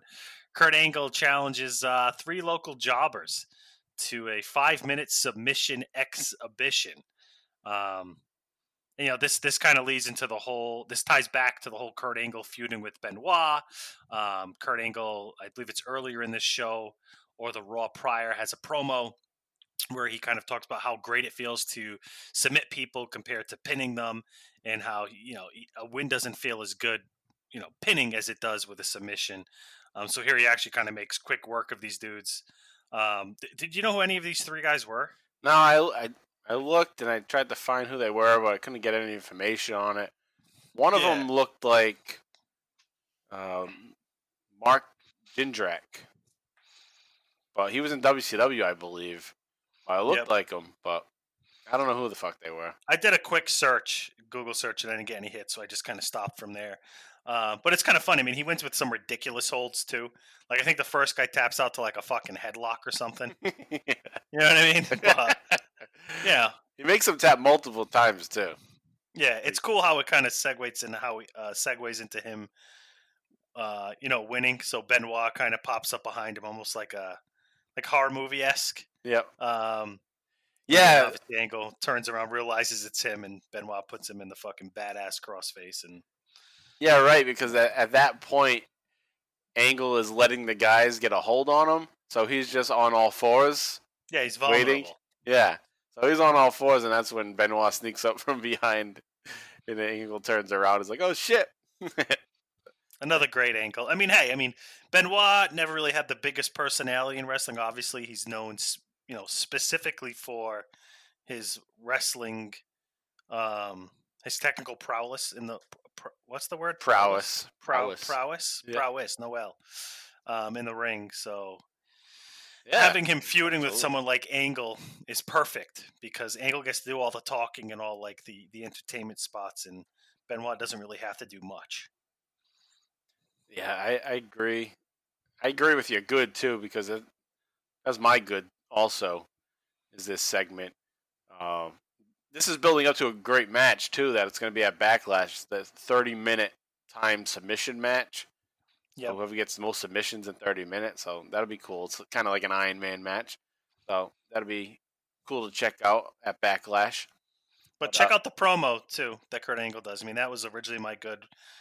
Sometimes Prue and I talk a little before the show, and but work things out. Yeah. Yeah. If there's another good you want to check out his promo. I didn't write it down because I suck at notes. So yeah, but yeah, I think this episode's Kurt Angle's promo. It might even be this episode, SmackDown 86, April 19th. Yeah, I think it might have been on the Raw right before. Either way, anything with Kurt Angle during this time frame is good and worth checking out. Just type it in the network search. Yeah. Like they have like a fucking great algorithm where you type in Kurt Angle, you'll get fucking tons of hits, I'm sure, and it'll bring you right to whatever episode you want to see. So look for something in 2001, April.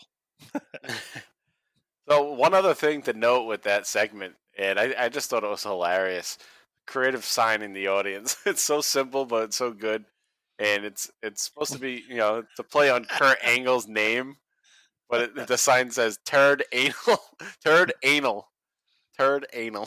That's fucking great. That's a great sign. Hey, turd anal. That's an A+ sign. It's too bad that didn't like pick up steam. Oh, that's a great one. Oh. In 2020, that would fucking be huge. Someone would take a picture of that on Twitter and bang, that shit would blow up. Oh, turd anal. All right. So that was both of our goods. So we'll move on to bad, and I'll go first because you went first. So my bad, and I think we're in agreement with this being your bad also. And it's Shane reading Jack and the Beanstalk to Big Show, but Jack is crossed out, and it's Shane. So Shane and the Beanstalk. So this sucked. Most of the stuff with Shane has sucked lately. And Shane even got ugly last week. Was it? Did he get the ugly or the bad last week? He got one of them, I remember. He got the ugly last week, but he's getting bad. This isn't as ugly, but it could go either way. But this sucks. Yeah, it sucks. It sucks so much you're going to listen to it right now. So let's play the clip of Shane reading Shane and the Beanstalk. And we'll be right back. This is bad.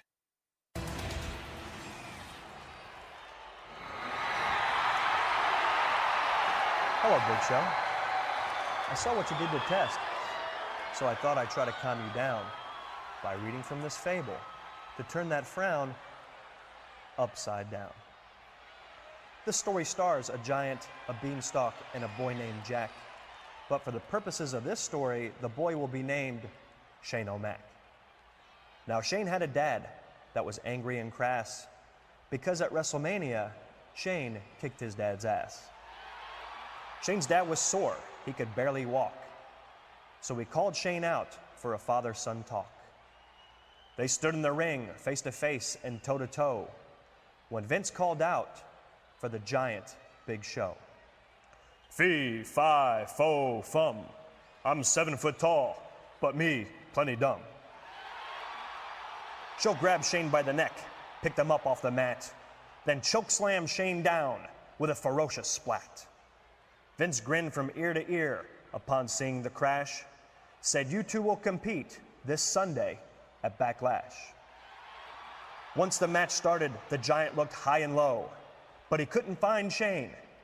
Which way did he go? Up to the top of the mighty beanstalk. The people were stunned.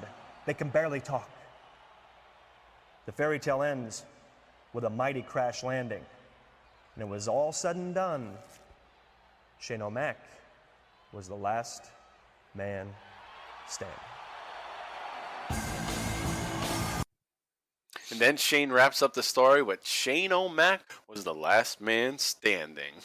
Sucks. Terrible. He's not. This is probably some of his worst work since he started becoming like a better character on television.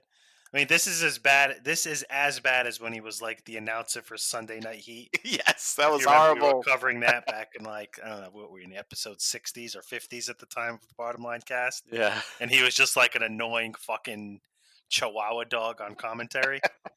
This is even worse because it's not entertaining. It's not funny. It's goofy, but it's like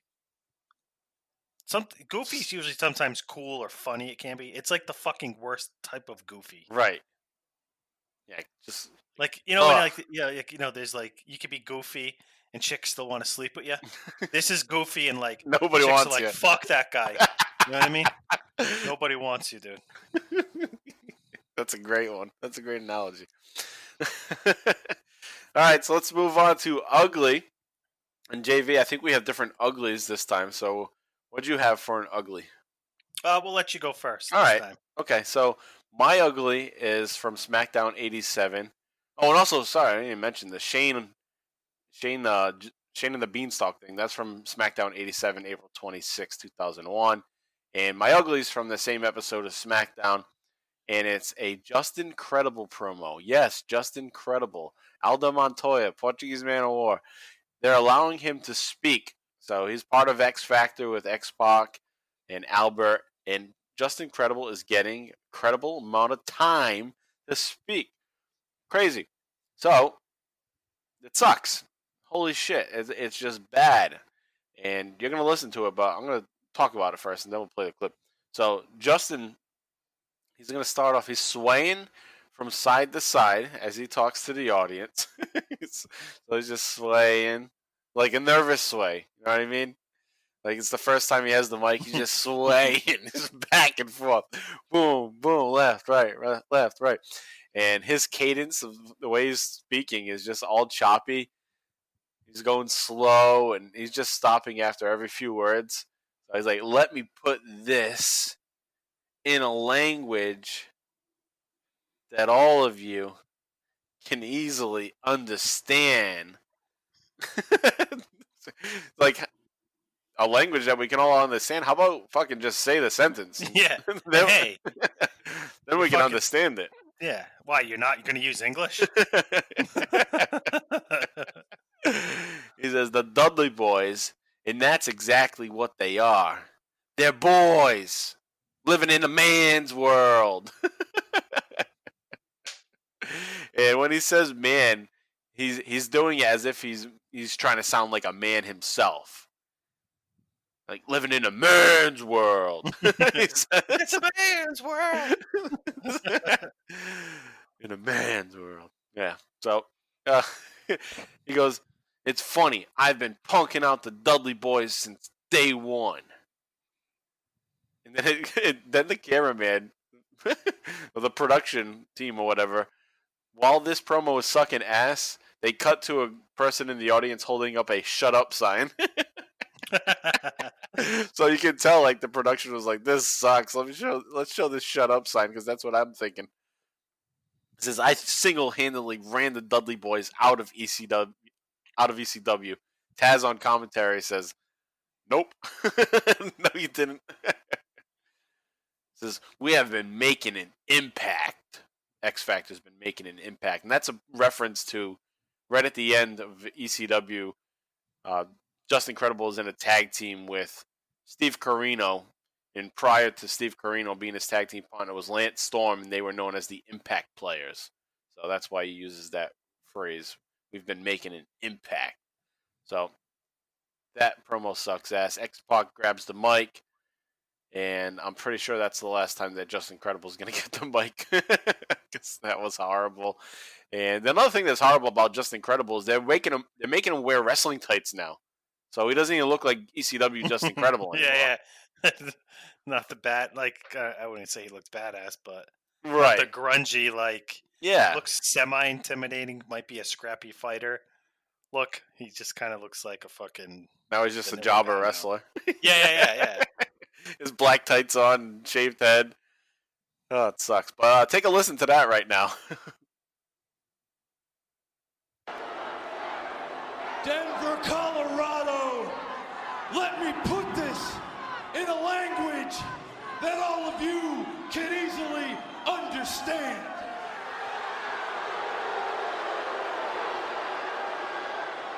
The Dudley Boys.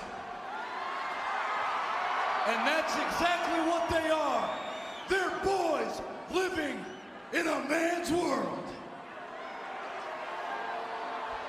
It's kind of funny, you see. I've been punking out the Dudley Boys since day one.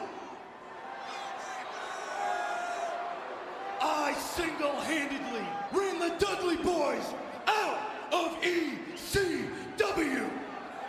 I'll beg to differ on that one now. And while the Dudley Boys have been so worried about making a reputation here in the World Wrestling Federation, we have been making an impact. No doubt about that, Cole. He told some white lies there. All right, so that was some suck-ass promo. JV, what do you got for ugly? Lugs. Lugs. This is not. It's not wrestling related, but it's on the fucking show. It's all the Lugs commercials. So Lugs was like a fucking shoe boot from like the 2000s. I think this is like around the time it really started to pick up. Was around the 2000s because it really started getting like an urban popularity. So you had like I think Nelly wore them. LL Cool J. LL Cool J. Well, LL Cool J wasn't as popular now, but there's like a resurgence of Lugs becoming like a big deal again in like 2001. Yeah, LL Cool J had a new album come out in 2001. It was like his comeback. All right, then you're right. Yeah, you would know. You're really good with the hip rap hop history. You're like a rap historian. But no, the Lugs thing is just, this is kind of where it starts to pick up, and it doesn't end here. Like, if I'm not mistaken, Lugs like sticks around with WWE for like the whole year. Yeah. But they're fucking terrible commercial. It's a terrible shoe. It's ugly. It's fucking horrible. I don't know why people wore them. I had a pair. They still suck. You know what I mean? They had like the all white ones. They had like the Timberland boot knockoff ones. They were like a fucking shoe boot. Yeah. Maybe they had the Doc Brown ones too. But no, so you get every episode that we covered today. If you go back and watch SmackDown of the Raw, there's a commercial for Lugs, and they're just like fucking lame. It's like cartoony. The boot comes slamming down in the middle of the ring. They might be promoting a fucking website or something at this time. Yeah, and there's like a purple character walking. Yeah. And like the boots are huge, but his body is like so small. Yeah. It's kind of like he's taking like a long stride with his legs, and you can only see like a little bit of his body. And he's like a purple dude. Looks like he's like jacked. My phone was like, he's jacked and he's purple. Yeah. So whatever. So it looks like Skeeter from Doug. Yeah, jacked Skeeter from. Yeah, exactly. But so no, that's my ugly because that was an ugly ass fucking shoe. I never owned a pair. I never wanted to own a pair. I never really liked them. They look clunky. Like you'd see people walking in them, and it's like, can you even run in those? Like, you can't. What can you do in those things? Short people wore them. I'm short, and I didn't even stoop to that fucking low. They're like fucking. You get an extra inch or so in your fucking height wearing those things. But then people look at the shoe and be like, "Oh, that's why." Yeah. Then the girls figured it out, and it's like, "Oh, why are you shorter than me today? 'Cause you don't have your fucking lugs on." Oh man, that's funny. All right, so that wraps up our good, bad, and ugly roundup for this week, and we'll be right back with the bottom line wrap up.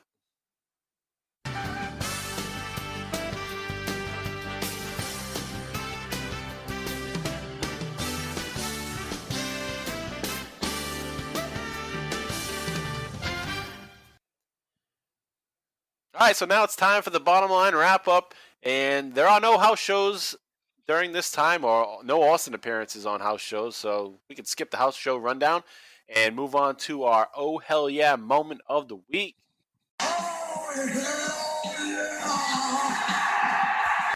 And JV and I, we talked about this earlier, and I think we're both in agreement that Oh Hell Yeah, not happening this week. There was nothing to Oh Hell Yeah about in any of these segments. Nope. If I had to give one to anything, it's not even Oh Hell Yeah. It's like a reach. It's like Oh Hell Meh. Oh Hell Meh. Oh Hell Meh. So my Oh Hell Meh would be Austin making Deborah go get him coffee, and then Deborah spilling the coffee on him. That was the only thing that was pretty funny. I think maybe if I had to pick one, and I'm not giving it, so this isn't a reward. It's more like you said, oh hell yeah moment is the way, and it's not Austin related, which kind of sucks. Is Vince McMahon saving the segment with Deborah that opened our show? Oh, good. Just the way he got smacked and kind of like, it was cool. It was cartoonish. It was like Three Stooges esque. Yeah, a classic Vince. All right, so I think we do have some Oh Hell No, so let's move on to Oh Hell No moment of the week. Oh, hell no! All right, my Oh Hell No moment of the week should be pretty clear because I pretty much said it throughout the episode, is that it's going to go to Earl Hebner. Earl Hebner's officiating during the No DQ match on SmackDown from April 19th, 2001, the 4-on-4 match, the 8-man tag match. No, not the 8-man tag match. The tag team title match, rather. With Undertaker Kane versus Edge and Christian. And that was a no DQ match. And Earl just shit the bed there with making the Undertaker get back out of the ring. And just the simple stuff that he just forgets about in these stipulation style matches. So he screws up there. He gets Oh Hell No moment of the week. JV, what do you have for your Oh Hell No moment of the week? Well, my Oh Hell No moment of the week is the fact that Stone Cold Steve Austin, it's really all 4 episodes we covered, and it's because of the back seat that Stone Cold's taking to Triple H, it seems like, in this 2-man power trip. I don't get the feeling that Stone Cold's the actual alpha in the group. I feel like on the duo, I feel like his strings are being pulled by Vince McMahon and Triple H. He's kind of taking a back seat, and we really see that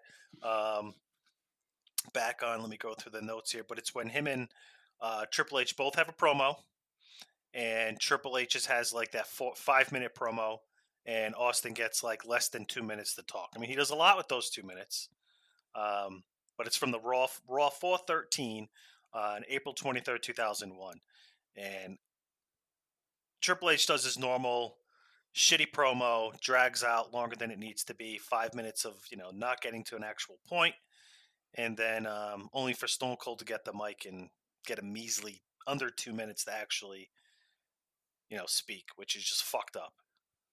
Because Stone Cold's one of the best talkers in the history of wrestling, and is clearly taking a backseat to Triple H here. Yeah, it does seem like the power dynamic is that in the group that he's in, the two-man power trip, where Vince McMahon he's there, he's the boss, really. But even besides that, it's Stephanie and Triple H together, and then Austin and Deborah's there, but Deborah's like a nothing, and it's almost like Austin is a third wheel with Stephanie and Triple H. They're barking orders at him. Hey, go home. Yeah, go home. We don't want you to mess this up. Like, he gets his fucking ass kicked and all that, and have your wife get us coffee. Yeah, it doesn't make any fucking sense. Right. Like, the guy's coming off a WrestleMania victory. Oh, hiccups. A WrestleMania victory over The Rock, and now he's like, what was the point? It's just fucking shit booking.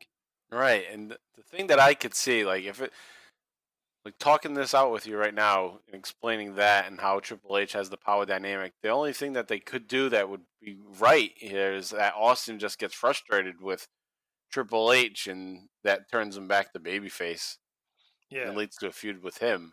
That doesn't happen, but that could have been something that they went with. Yeah, and I don't even get the feeling that I don't get the feeling from any of this that it's actually going to go that route. It's almost like Stone Cold's cool with it, and he's very like acceptive of being the number two, which is weird because the whole point of him, it's my understanding, he made the deal with Vince was so that he could be the guy, right? And he's not the guy anymore. He's fucking tied up with another guy that also wants to be the guy.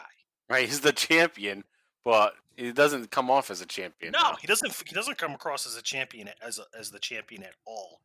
You almost forget he has the title. Yeah, you do. I forgot. There were instances where I forgot. I'm like, oh yeah, he's the champ. But like they'd bring the titles up, and then I'd remember. Like when they're bringing up the fact that the IC title and the WWF Championship is going to be online. It's like, oh yeah, right. Stone Cold's the champion, but like it's just wild how in the matter of 2 weeks, because in episode 80 what we covered was great. It felt right. It felt just. I was excited for this Austin heel turn, and then in just a matter of 2 weeks, just like that, snap of the fingers, it's really turned south quick. Yeah, hopefully things will turn around after Backlash, but I mean, I'd have to say I'm enjoying the feud with the Brothers of Destruction. I like the fact that that they've come to the forefront. Undertaker's doing a great job on the mic. Kane's playing his role perfectly as a sidekick. So from that angle, it's still good television, but we're covering Austin here, and in critiquing Austin's career, this definitely could have been a lot better so far. Yeah, I agree. All right, so that'll wrap up our Oh Hell Yeah and Oh Hell No moments of the week.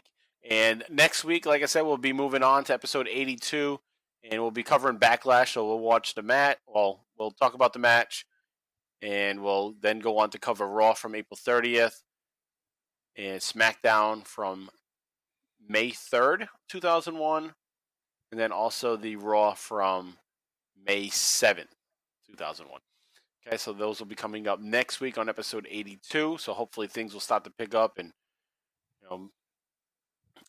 it's going to be more of the two-man power trip. So that's going to go on for a little bit longer. But hopefully Austin can step his game up a little bit and kind of take some of the star power.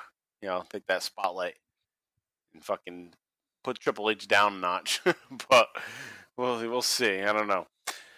But that's coming up next week, and then in 2 weeks, like I said, we'll be joined with Talking Taker, and they will watch the Backlash match with us, and also the Insurrection UK pay-per-view match. That's kind of been a thing with us and Talking Taker, is that we watch the UK pay-per-view matches together. And for some reason, they always involve the Undertaker and Austin. They must have been over in England big time. All right, so that's coming up on the Bottom Line Wrestling Cast over the course of the next 2 weeks. But check out our friends on their shows. And, of course, Talking Taker, as always. You can follow them on Twitter at Talking Taker, and check this week's episode coming out on Thursday. And that is the coverage of Royal Rumble 2010, and it's a championship match between Undertaker and Rey Mysterio. Underrated good match there, so check out what they have to say about it this week on Talking Taker. Also check out Booking the Territory, the Unprofessional Wrestling Podcast with Mike Mills, Doc Turner, and Hardbody Harper, as they are covering NWA World Championship Wrestling on a weekly basis. They've started back in 1985, and they are currently up to 1989. This week's episode on Thursday is March 18th, 1989. So check out Booking the Territory, the Unprofessional Wrestling Podcast. Also check out Joe Murata and Michael Quinn on Our Vantage Point, the Retro Wrestling Podcast, where they drop episodes every Monday. And this past Monday, they released episode 186. And in their opening segment, Up-and-Comers That Never Came, they talk about the Das Wunderkind, Alex Wright. And it's week 3 of their Royal Flush of the Worst Talkers. The 2 names that were drawn for them to rank are Bob Backlund and Dean Malenko. And then in their final segment, which is always a review, they review WCW Main Event from October 12th, 1996. So check out Our Vantage Point, the Retro Wrestling Podcast. And also check out our friend Jay Free from Free Your Geek. This podcast is Free Your Geek, and it's a pop culture podcast on all different topics. And this week is a new episode, episode 92. And he's joined once again by Casey, who's being his co-host in this episode. And their guest is JP. And their buddy JP is going to talk about Walking Dead. They're going to talk about the Game of Thrones series finale. And talk about different video games. And talk about the Comic-Con and some of the things that came out at the at-home Comic-Con. So check Jay Free out on Free Your Geek, episode 92. And then also, of course, as I said earlier in the show, JV and I do another podcast on the Booking the Territory Patreon, patreon.com/Booking the Territory. Just sign up for a month, check it out. But sign up for the $5 tier because that will give you access to JV and I's show, the Extreme ECW Livecast, where we're doing watch-along format of ECW going all the way back to their first episode back in 1993. We are currently up to June of 1994 as things really start to become extreme. And this week's episode coming out today it will be available. It's Hardcore TV, episode 59 and 60 from May 31st and June 7th, 1994. So check it out. It's the Extreme ECW Livecast over at patreon.com/Booking the Territory. And that'll wrap things up here. Thanks, guys, for listening as always. Again, next week, join us as we cover Backlash and the fallout to Backlash as the 2-man power trip continues to roll on. That's it for this week. JV, any final words? No, sir. All right, and we are out of here. Thanks, guys. So long. And that's the bottom line. As far as I'm concerned, this over with, so get the hell out of here.